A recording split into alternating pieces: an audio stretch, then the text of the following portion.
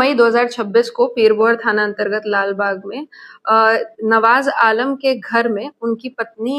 एवं नवाज आलम को एक धारदार हथियार से एक युवक द्वारा हमला करके जख्मी कर दिया गया।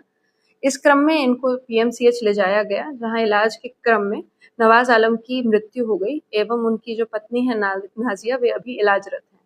नाजिया जी के ही फर्द बयान के आधार पर जो है एक केस पीरबोहर थाना में 375/26 दर्ज किया गया है।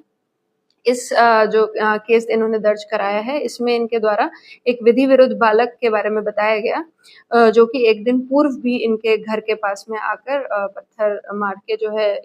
इनके भाई नौखेज आलम की पुत्री का ध्यान आकर्षित करने की कोशिश कर रहा था। जो नौखेज आलम की पुत्री हैं, वे पीएन एंग्लो में इसके साथ ही पढ़ा करती थी और इन दोनों की जान पहचान पूर्व से थी, लेकिन हाल में उनके द्वारा जो है इससे जो संपर्क स्थापित नहीं हो पा रहा था, जिसके कारण यह लड़का जो है गुस्सा में आकर यहाँ पे पिछले दिन पहुंच गया था। इस विधि विरुद्ध बालक को जो है इसके मौसेरे गांव मंसूर चक से निरुद्ध कर लिया गया है और जो है इसके घटना कारित करने का जो हथियार था, उसको भी बरामद किया गया है इसी के स्वीकारोक्ति बयान के आधार पे। इसका मदद करने वाले एक और छात्र को जो है वो उसको भी निरुद्ध किया गया है और इन दोनों को जो है अभी फॉरवर्ड किया जा रहा है और अग्रतर कार्रवाई की जा रही है। तो मई 2026 को पीरबोहर थाना अंतर्गत लालबाग में नवाज आलम के घर में उनकी पत्नी एवं नवाज आलम को एक धारदार हथियार से एक युवक द्वारा हमला करके जख्मी कर दिया गया। इस क्रम में इनको पीएमसीएच ले जाया गया, जहां इलाज के क्रम में नवाज आलम की मृत्यु हो गई एवं उनकी जो पत्नी है नाजिया, वे अभी इलाजरत हैं। नाजिया जी के ही फर्द बयान के आधार पर जो है एक केस पीरबोहर थाना में 375/26 दर्ज किया गया है।